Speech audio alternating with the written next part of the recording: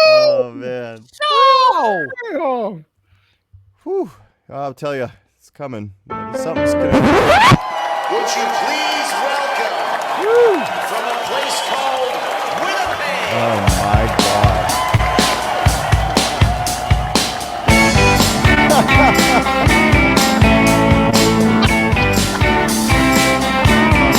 I've been hanging around gas stations.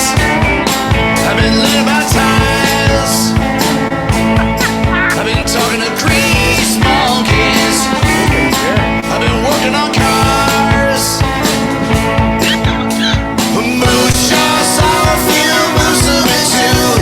Running back to Saskatoon. Red Deer tears and innocent hat. Singing of the prairie tune. Singing of the prairie tune. Oh my gosh. The crazy Holy shit. creativity of Mr. Rod Stickler. Scares the hell out of me, actually, looking at that stuff. I have nightmares. Oh my gosh, that's funny. That one, Spewy and Ribo, kind of look the same as Yeah. his girls there. Rod, thank you, Rod. Wow. Thanks to the great Rod Stickler for coming up with that awesome idea as he did last week as we hit episode number 55 here on the Winnipeggers. Nice to see all you guys, but we're going to start off right away coming in hot with some big news.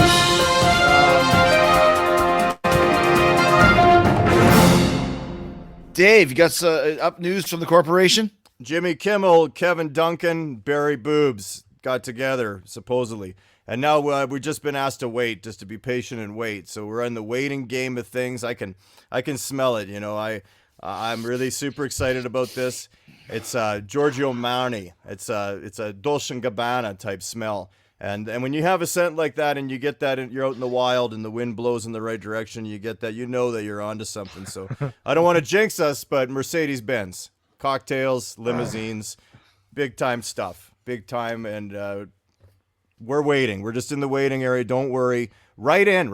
Get us. Help us. We're in the green room. We're waiting. We're in the green room. We're waiting to get to the next onto the stage. We are on deck. We're in the batter's box. Yeah, we're coming waiting to go on next to hit a fucking home run. Yeah, is what we're waiting for, man. Sweatpants fall down as we run out.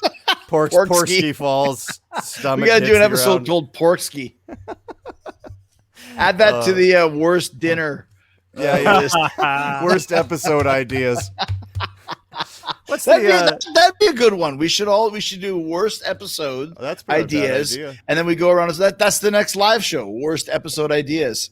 It could be good. I like that. Yeah. Okay. I like it. It's funny too because I'm wearing the brand new Spewy, Ribo, and Irvash shirt, but it almost looks like I have Spewy written here as if I'm Spewy, but I'm not. I had them change the shirt. I had them change it slightly. They did a couple edits. Oh, you got the old one. Look at that. Ribo's got his there. Yeah. Oh, I have one. These things are going like the proverbial hotcakes, to be honest with you guys. And we didn't really talk about this last week. The quality of these shirts. I mean, look at this. Second to none. There's 3 of them right here. I don't know which one is more qualitous. If that's actually a word, which it is not. I'm not a tailor. I'm not a tailor, but I'd like to do just a quick comparison with 2 shirts. This is the Winnipeggers original. Right. This is a beautiful shirt. It's That's big a great seller. shirt. It really is. Yeah. We just ordered new ones, so if you want to get that one, it's cool. But there's a big difference, and you can even see this on camera. When I show you that, and then I show you that. And this here, the Winnipeggers with our faces on, it was 5,000 count thread, okay, Egyptian quality. They compare it to big-time designers. I believe them. This here, like 15,000. This is 3 times the thread count. And you can feel, you can see that on, I mean, people have eyes, right? It's one of the things. You're born with eyes. And if you're like us at Winnipeggers, you're born with taste. And these are the shirts to wear. I took a trip across Western Canada a few weeks ago, went out to the old cabin. I saw people wearing these, guy riding his bike, ride for whatever the cause was. On the Trans-Canada, you'll see this with the Canadian flag. Terry Fox, I think it was. Right, yeah, it was Terry Fox.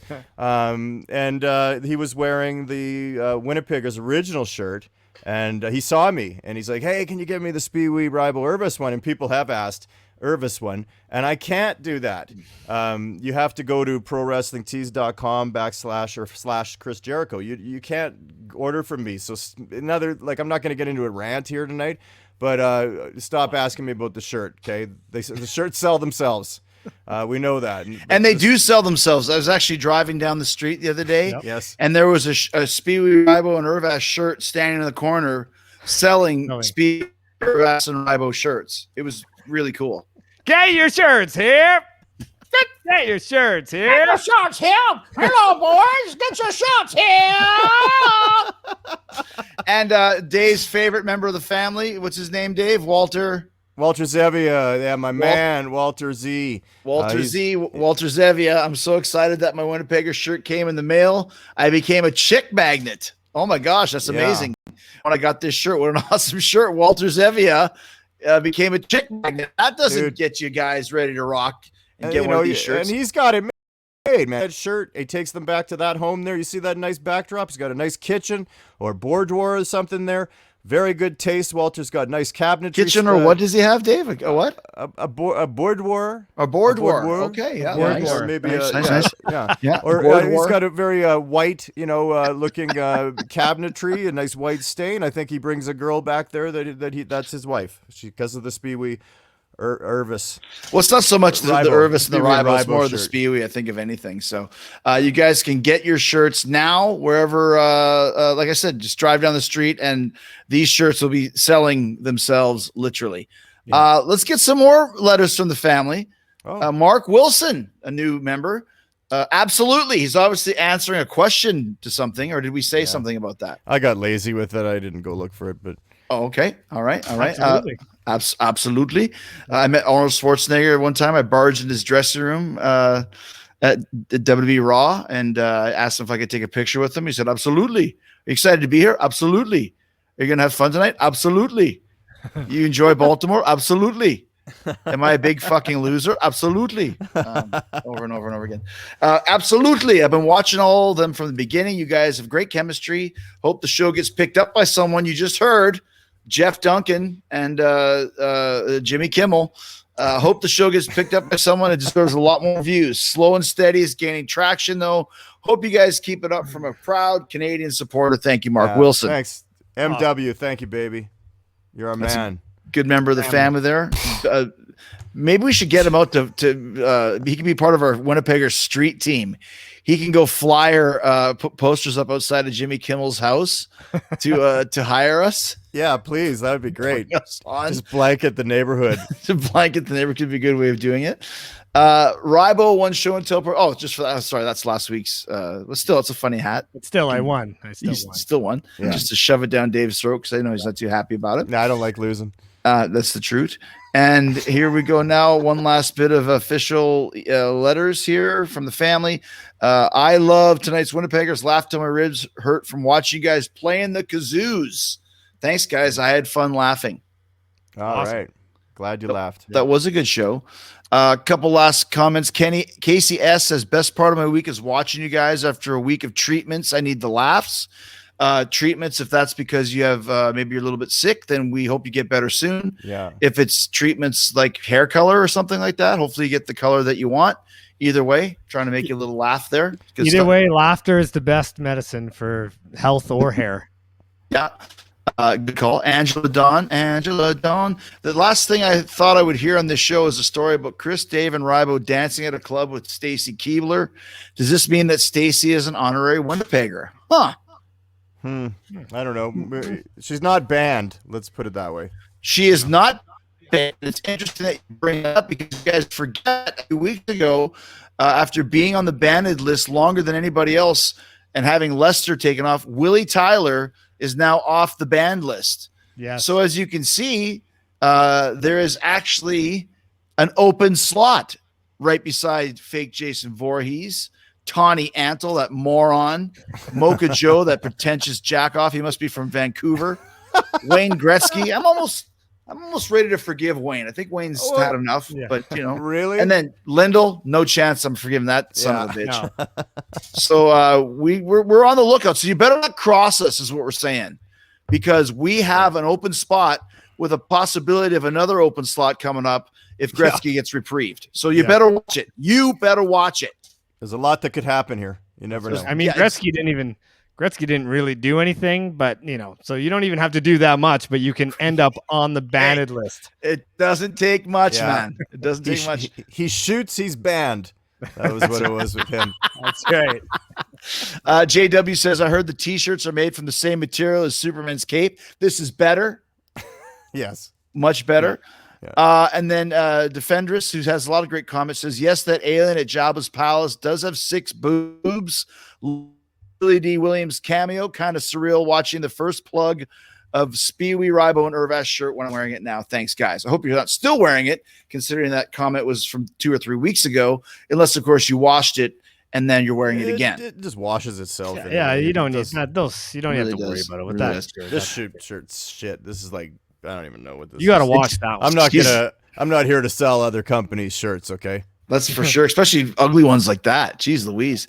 But guys, last week we had well, it wasn't great with the Ukraine's funniest comedian. He was hilarious. Listen, hilarious. We needed the money, and if any of you want to send us your version of Cameo and you're paying, we'll put it on probably at this point. Yeah, he literally sent $7.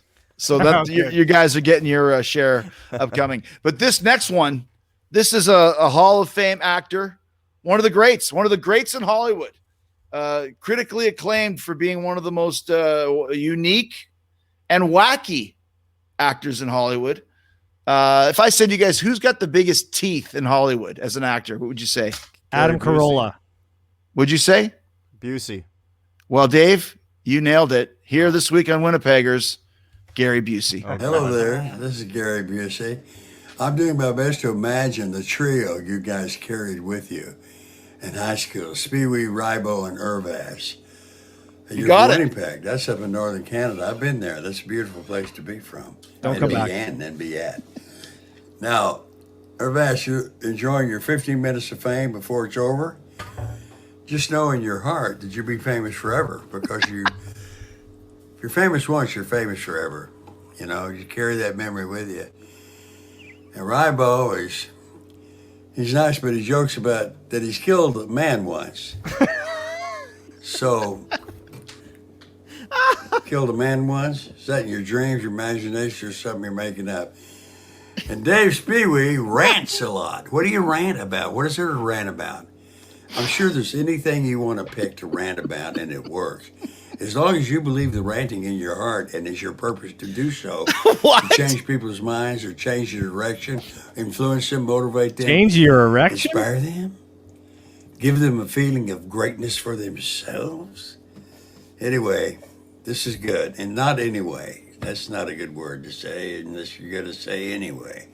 Anyway, here's a song for you. Aw. Oh, a song. Okay. True artist. I remember 10th grade, then 11th grade, 12th grade, and it was over. Every year we had spending time at the dances, dressed in clover. Down by the river, the sun in the sky made me come closer to you. Down in the moonlight, we are flying, yes, we go over the moon, fly over the moon,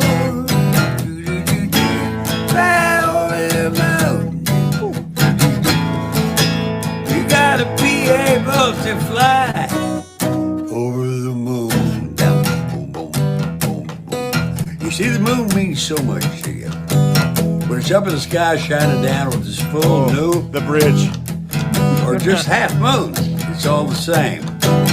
It affects you emotionally. It affects the tides in the oceans. The moon is very important. Moonlight, moonlight, moonlight from the moon. You can't get a tan, but you can feel real good when you're standing in the light of the moon. Okay, that's it. It's about the moon. That's what high school is all about. Please don't moon It's us. about a full moon, by the river, parked in a car with the girl you're going steady with, or a bunch of friends you're doing bottle rockets with, little fireworks. It doesn't matter. What does matter is have a good time, stay safe, and always consider other people's feelings first. Okay, guys, God bless you. Yay! Yep. All right. Well, we should have sandbagged that one for the episode that's worst food that we've ever had, because we would have needed the time filler. I'd have to say, Gary, he definitely he gave us his all on that one. I was actually pretty happy with that. I never watched. So just so you know, the new thing with me is that I don't watch them either. So I know who it is, but I don't watch them until we see them together. So I just download it on my phone. He put in some time on that. His assistant originally said Gary doesn't do business cameos. That costs more. I'm like, well, believe me, we're not a business because we don't make fucking nothing off this. Yeah, we'll give you 15% of the profits. Yeah, exactly. 15% of this shirt, rip the sleeve off. So his assistant or whoever it was, it could have been him, said, well, can you tell me some details so Gary can write a song just for you? So he might have wrote that song just for us. That was nice of him. I mean, he's definitely not getting banned, and it was a nice cameo.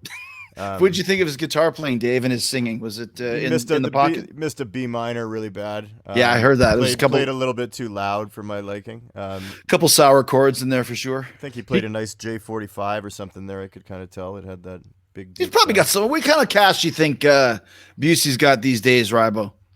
I think he's got mostly plastic. I don't think he carries around cash. You can't trust a guy like that to carry cash around. The guy's nuts. You think he's making royalties off his movies and stuff, or what? Well, he must be, but I can't even think of any movies right worth now. 15 million, I bet. 15 Because million. that cameo was no pretty penny. 30? I'll tell you what. Wow. It would take me about 30 Gaddis Candace's cameos to pay off one Gary Busey, and I don't think I can handle 30 Gaddis Candace's cameos. I can only handle one Gary Busey too. So that's why you put the time in, though. He's a pro. He's not going to be banned. He might be right. later, but he won't be. Good banned. point. He's like Kevin McDonald. He's like Dice. He's like George Clinton. Yes. He puts in time because that's what people want, is the time and the experience. Yeah. I appreciate that. He kind of sounded like a dog that, when a dog barks too much and then you have their vocal cords removed. He kind of sounded like that on a few verses. But I do appreciate the time. I think he probably gets paid even a bit more money now that he's kind of crazy. I think people probably like that he's just nuts. Yeah. And he's Wasn't just, that kind of thing like fall on his Charlie Sheen or something like that, Yeah. Didn't he fall on his head from a motorcycle accident like 30 years ago and he got a little crazy or something? I think so, yeah. Well, anyway, thanks to Gary Busey for that, and thanks to this week's sponsor. You guys looking for a good burger? Is that what you're telling me right now? Maybe all the time, man. I can't even think about anything but that. How about this? Here's a Winnipeg treat. I haven't even seen one of these in the States. Footlong hot dog. Footlong. A footlong hot dog. If you guys are looking for that, 12 inches. you need to go to VJ's Diner. Oh, the best. Right here This on episode Winnipeggers. of Winnipeggers is brought to you by VJ's Drive-In on Main Street. We've got hamburgers and cheeseburgers, and we've got milkshakes. They're the best milkshakes on this side of the Red River. We also have beautiful long hot dogs. Succulent, gorgeous hot dogs so long that if you put them in your mouth, you can't say take them out. Come give us a try. VJ's Drive-In on Main Street. Hey, Busey bop, city bop, city bop.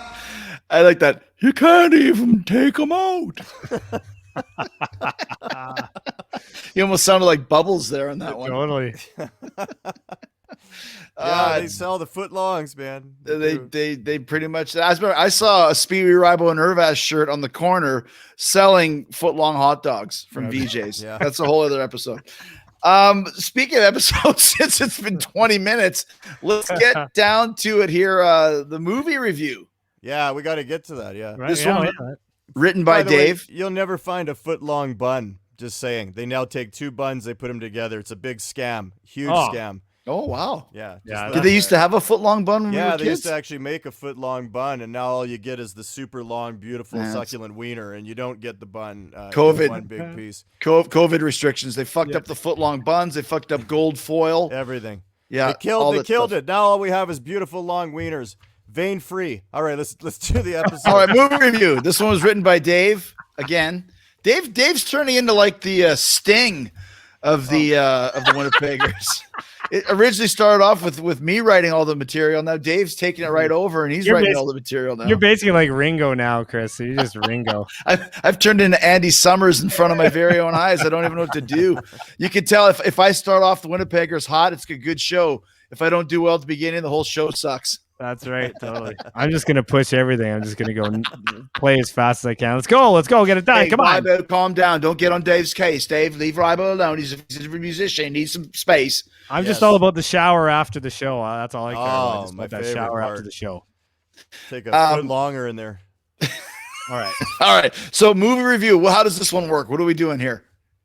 Well, I think it's just we're going to talk about a movie like it was supposed to be kind of 80s theme if we Okay, yeah, we got and that. of a type of movie that we saw, and we just kind of give it a rundown. Nothing fancy because we had I like it. we had a long Gary Busey there. So For people that want to know what people that write TV shows and write movies, that's basically what it is right there. What Dave just said. Right. That's what writing a TV show is. So he wrote Okay. this one, and there you go.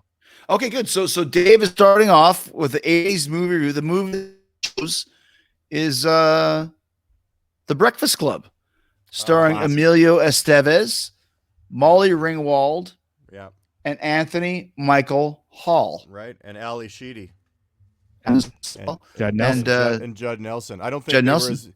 I don't think they were as big as stars before the Breakfast Club. Maybe Right. That's why they didn't make the poster.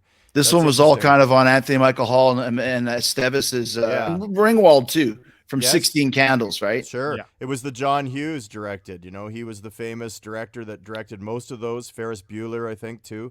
Right. And then he retired, and he never was seen from again. He just moved to like a farm and just hated Hollywood or didn't want any part of it. True story. He moved to a farm. I did not know that. Little fun I fact. didn't know that either. Yeah, I think it's one of the best movies that would ever relate to our generation and how we would have felt as teenagers at that time. There's a few of them, and that one is less comedy. It gets pretty deep into their minds and why they're in there for the first place, and it's like troubles at home or whatever it is, and then they have this friendship at the end. And I just think there's some great scenes and great actors. I mean, there was some really good acting in that. Where some of the stuff, 16 Candles and such, would have some, secondary acting with some good acting. Molly Ringwald, very good actress. Yeah. Thoughts on the cast of Breakfast Club? Well, let me just give a couple little details here. This came Sure. out February 15th, 85. 1985. The budget was $1 million and it made $51 million. That's a huge success. That's a huge success. Well, they had like Um, one setting basically. Right. There's only Well, one. okay. one Yeah. What an innovative thing to have. Like, what an idea. Every movie's been redone since like something from the 80s, seriously. And it's like, wow, that was so innovative. Tender Mercies doesn't leave a little farm area where there's like one house and one bar, and this show never leaves a Saturday. It's crazy. Yeah. It's so cool. It's like My Dinner with Andre or something like that, Right. Just the conversation. It's all about the dialogue and the characters, right? It's, I can't believe we went from Breakfast Club to My Dinner with Andre and Tender Mercies. I think so. It's a great movie because the thing with John Hughes is that he was really good at kind of capturing both sides of the teenage coin. You get the wacky, steal the lunch money, run away from the principal.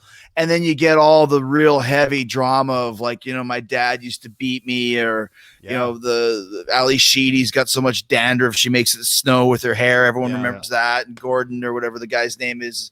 So it's just, it gets pretty heavy in there. And I always remember when Anthony Michael Hall starts crying in the movie, he's like, nobody fucking cares, fuck. And on TV, he goes, nobody fudging cares, fudge. Yeah. fuck you. Fuck you. I said, fudge you, Yeah. fudge you. Yeah. Actually, the best was that. Sorry to interrupt, but speaking of that, when they used to play it on TV and they'd have to edit it, right? So the fudge you thing. But the good one was where he says, "Level with me, sport. Do you slip her the hot beef injection, and they switch it to, do you slip her the hot love and affection? A little different.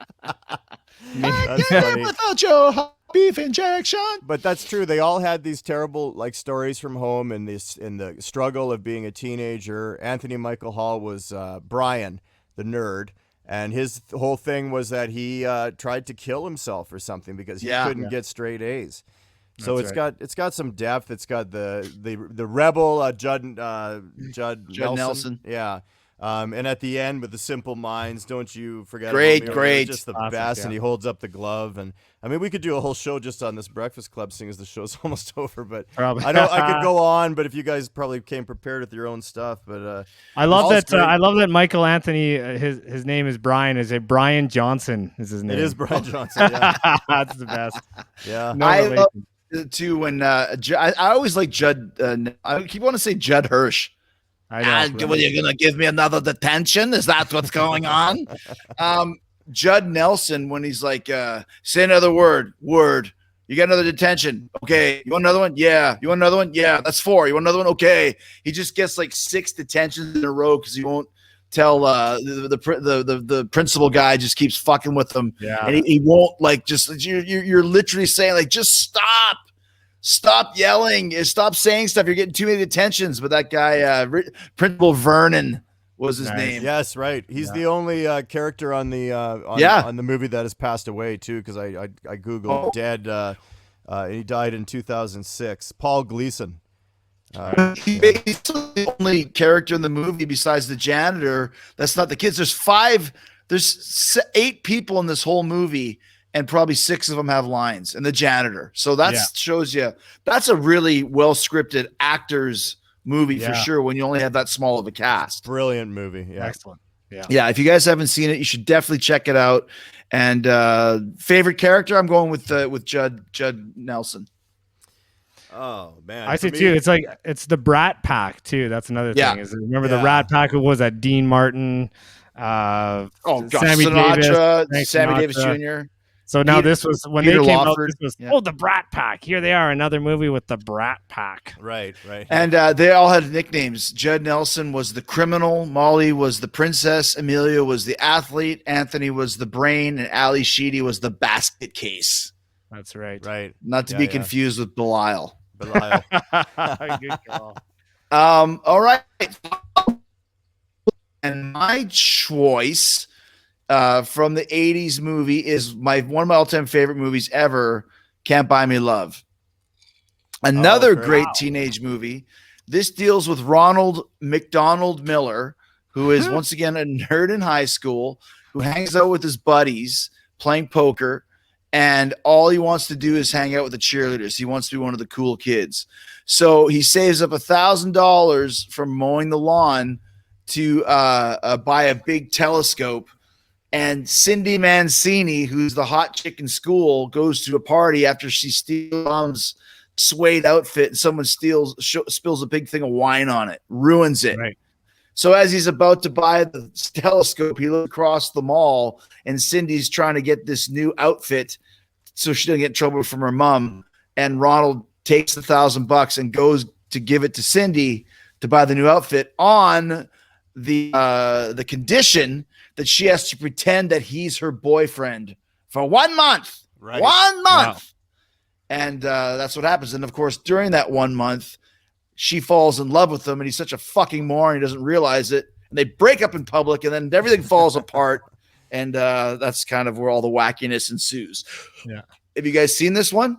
Yeah, it's a real funny movie about prostitution, basically. I really enjoy it. Yeah. I haven't seen it in many years, but I remember. Was that Patrick Dempsey? Patrick Dempsey. Yeah. One became Dr. McDreamy in whatever that hospital show is, Grey's Anatomy. Oh, that's hilarious. Yeah, like he became like a huge heartthrob on that show, and I was like, that's not Dr. McDreamy, that's Ronald McDonald Miller. Who was the guy that was From in the that Crazy Bar. the pizza? There was another Lover Boy. Remember that movie? Yeah, he was in that. He was in that too. Yeah, it's He was almost in like that. And this one had a young Seth Green, who was his precocious younger brother, who goes to tell Cindy Mancini after she basically ruins his life. And it's like, he goes, when he was with you, he went from geek status to king status to no status. Kind of this little kind of like Borscht Belt Jewish accent. King's geek status to king status to no status. And then had a young Gerardo was in it, which is always good. And a couple super hot chicks that I have a crush on. One is called Darcy DeMott, who still does comic book conventions to this day. And one of these days, maybe I'll get a picture with her. What do you think of that? Great. Then again, maybe not. Maybe not. So definitely a good movie. It has a feel-good ending, but it goes to show money. I don't care much for money because money can't buy you love. And they do have the Beatles as the theme song for this movie. So there you go. As they should, yeah. Very cool. As they should. So go check that one out. Lots of fun right there. And then Rybo, he is choosing, as I pull it up here, I did this one on the fly because I'm a producing master. Rybo, why don't you tell the people what you chose? Well, this movie is a classic. Pee-wee's Big Adventure, also from 1985. Oh wow, yeah, 1985. Pee-wee was a big thing. Like what an act! A grown man wearing this tight little suit, and just a kid, right? He's just a kid. And this movie's is hilarious. that the idea? Is he like he's a man child? Is that kind of the gimmick? I guess. Like, I mean, what would you say? He wasn't in that theater when he was stroking the chicken there. Stroking his foot long. That happened later. Can't Buy Me Love came out August 14th, 1987, and it made $31.6 million. And I saw it in the theater with Theoloff and his girlfriend Robin. Oh wow, so, Robin, yeah. So go back to Pee-wee. So Pee-wee was a man child. Is that the idea? Man child, and the movie. Okay, first of all, it's Tim Burton's first movie. It's the first movie. And that's insane. And he got together with Danny Elfman for this one, who of course did The Simpsons and all that. But he worked with Burton for all these ones. So the soundtrack is great, and it's basically like a child's nightmare. So there's all these like horror sequences, nightmare sequences with Danny Elfman music and Tim Burton kind of horror things. They're just super hilarious.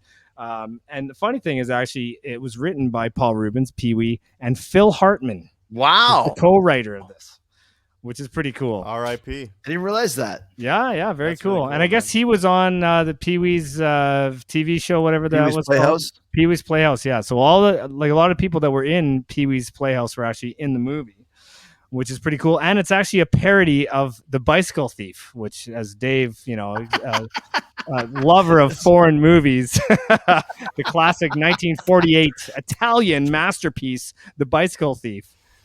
That and Tender Mercies are my two favorite films. And by the way, this was released August 9th, 1985. $41 million off a $7 million budget. So that's nice. All three of these were modest hits, shall we say. Hey, and then this one travels around quite a bit. I mean, they have to go down to the Alamo, and they're traveling all over the place. The opening scene's great. It's the Rube, the Rube Goldberg machine. Rube Goldberg, yeah. Yeah, those the breakfast machine, the beginning of the movie is just great, where he just like hits one thing, or he lights a candle and it hits a string and the string breaks, and then it makes his breakfast form or something like that. It's just this big, huge thing with the music going around. It's just ridiculous. And then at the very end, he eats his Mr. T cereal, and he just takes little tiny bites and then leaves, and then he goes out. His bike gets stolen. He loves his bike. And he's got the arch nemesis is this Francis Buxton, this rich, guy who wants his bike. I want your bike, Pee-wee. And Pee-wee's like, well, you're not going to get it. And they do this like, stupid scene. Well, I know you are, but what am I? That kind of thing. Right. And when he comes back to confront him when his bike is stolen, this guy's the rich kid, and he's having his bath. And he's in this big, huge bath, and he's playing with like another grown man that never grew up. And he's playing with all his toys in the bath, and he's pretending he's a big monster, like smashing all the the boats and stuff. It's so funny. It's great. But anyway, he goes on this crazy expedition to find his bike. You got Large Marge. There's actually several scenes where they use claymation. And one is the Large Marge scene where she's been dead for a while. Gives him a ride. That's become like a pop culture saying. basically from that Large Marge. Large Oh yeah, Marge. she's a Large Marge. That came from that movie. I don't think I'd heard that before. Yeah, big truck driving mama. You got to be careful of her. And I'll also say that Dottie Yes. is one of my crushes, E.G. Daily, who you get to see her boobskis in Valley Girl when she gets used in Valley Girl for sex, and then she feels really bad after. But she's in tons of movies. She's a great singer. She does a lot of voice acting, like on The Simpsons and on Rugrats and stuff. So very, very cool that she was in that. Cool. E.G. Daily is her name. Well, and at the end, when they he gets his bike back, he goes to Universal Studios, and they're doing a commercial, and it's the kid from Wonder Years, what's Jason Hervey or whatever. Yeah. Wonder Years. Yeah. He's got the bike. He also played a young Rodney Dangerfield in Back to School. Wow. Yeah. But Did he really? He did, yeah. At the very beginning, they show him like when he's young, and it's him being Rodney. Oh, that's funny. That is funny because he also played I believe. Oh, I think I might have lost the joke. Sorry. No. That's interesting because he was in a lot of stuff. Because the funny thing is, this movie came out around the same time as Back to the Future came out, and I remember that everyone was talking about Back to the Future, and this is back in the day when movies would sell out. Remember that? Yeah. And so the one time I was going to go see this film, or Back to the Future, it was sold out, so I went and saw Pee-wee's Big Adventure instead, which was the kind of the concession for the other movie being completely sold out. And like what I was going to say is that he played a young Rodney Dangerfield in Back to School, and he also played a young Ronnie James Dio in this tattoo. Callback. The best is that might not even be. Maybe we're maybe being too harsh on that one because maybe it's a different Dio. Yeah. Maybe it's not Ronnie James Dio. It's George. It could be talking about George Dio or something. Yeah. George D. O. Oh, it's his brother George Dio. Oh man. So guys, there's 3 movies that you might want to check out before the kids go back to school.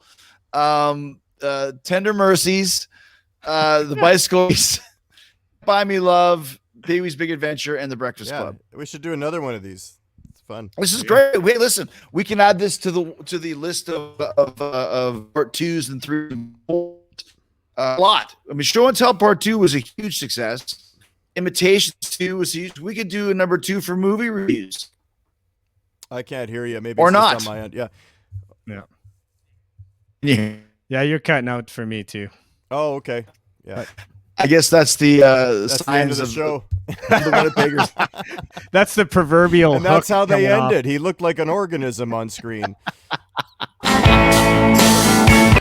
Oh, there you are. There, am I back now? Well, great stuff. So we can definitely do a part 2 of this, and many more. So we thank you for joining us this week. Actually, it's perfect time. Can you hear me now? Yeah, we've always been able to hear you. The video's been funny, but you were on a roll, but the audio was good. So yeah. She's kind of funny too. Thank you to V-Days for the great. Thanks to the great Gary Busey. It's his song about the moon was a house down. Yeah, he didn't get banned. He didn't get banned. He didn't get banned. Again, don't keep that in mind, guys. If you got to watch it now because there's a slippery slope for a lot of people here because there is only a few banned people now on this list. So, which I've already erased as well. I don't know what the hell I'm doing. But if you guys know who's on it, we see you. So that's it, guys. We'll see you next week right here in the Winnipeggers. Yeah, thanks for watching. We don't know what the topic's going to be, and Right. either do you. So don't worry about it. Worst food? Worst meal. Let us know what you think. If you want to hear us talk about our worst dinner ever, our worst food ever. At the Grand Hotel, time part 2. They only gave me 3 shrimp. Guy didn't even care about me. It was like he didn't even care about me.